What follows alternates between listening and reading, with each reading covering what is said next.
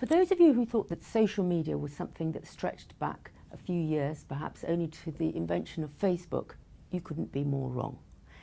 With me today is our digital editor, Tom Standage, to talk to us about his new book, his sixth book, in fact, Writing on the Wall. Tom, you say social media goes back 2,000 years. That sounds unbelievable. Yes, of course it depends how you define social media. If you think it's something you can only do on the internet, then obviously you can't have Romans doing it.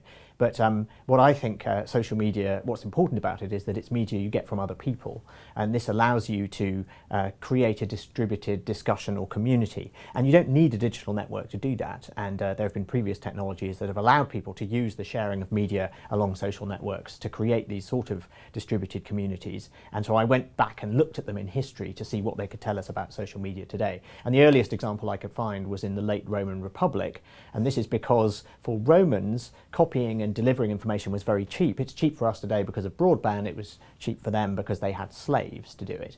And they're also a moderately literate bunch. And so you get this phenomenon, and you see it very clearly in the letters of Cicero, that he and the other members of the Roman elite are all writing to each other very frequently and copying each other's letters and quoting their letters, and it all just looks like a social media environment, because it is. What gave you the idea of doing this book?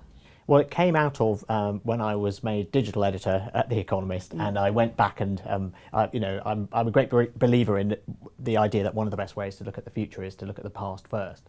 And so I went back and read around the history of news to sort of get a wider perspective on the transition that media organisations, including The Economist, are going through. And I was very struck by the way in which there was a social component to the way news spread for centuries. Actually, the idea that you have these big centralised machines, printing presses, radio transmitters and so on, is very recent, whereas the two-way conversational approach, which we see now on social media, on the internet, is actually the way things were done before, with pamphlets in coffee houses, with the circulation of manuscript newsletters, with scribal transmission, as it's called, going all the way back as far as the Romans. Tell us about some of the other examples that you found.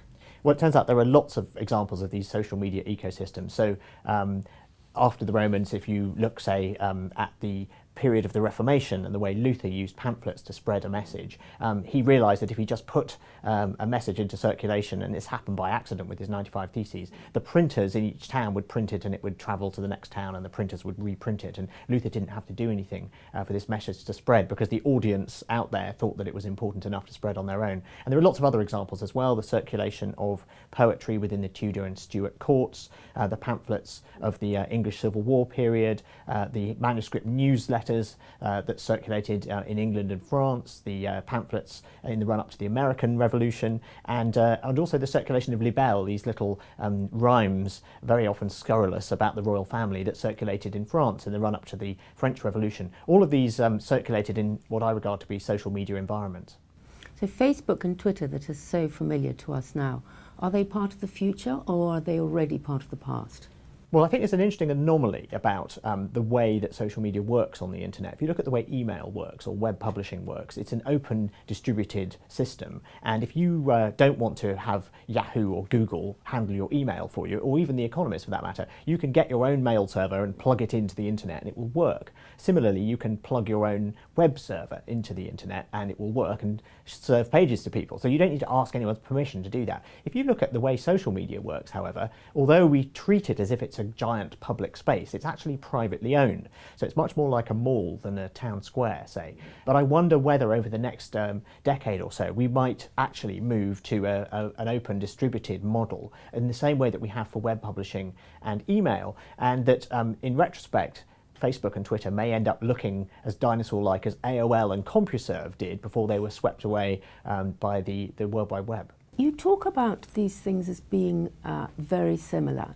papyrus, writing, tablets, pamphlets, social media. But I mean, isn't the internet fundamentally different from this? Well, the analogy isn't perfect. The social media that we have today on the internet obviously is global, it's instant, it's searchable, it may be permanent. We're not clear actually how permanent it is. And those things are not true of the earlier forms of social media. That said, though, I think the analogy is close enough to be informative, because we see many of the same reactions: the idea that when you expand access to publishing, it trivializes discourse, the idea that participating in the social media system is a waste of time, turns out to be a timeless complaint as well, speculation about the role that social media plays in starting revolutions and getting social movements going. All of these turn out to be things that have been questions raised by previous forms of social media. So that's why I think it's worth looking at them. Even if they're not precisely like the internet today, they're close enough that we can learn from them. Tom, thank you. That was Tom Standage, our digital editor, talking to me about his new book, Writing on the Wall, Social Media, the First 2,000 Years, published worldwide by Bloomsbury.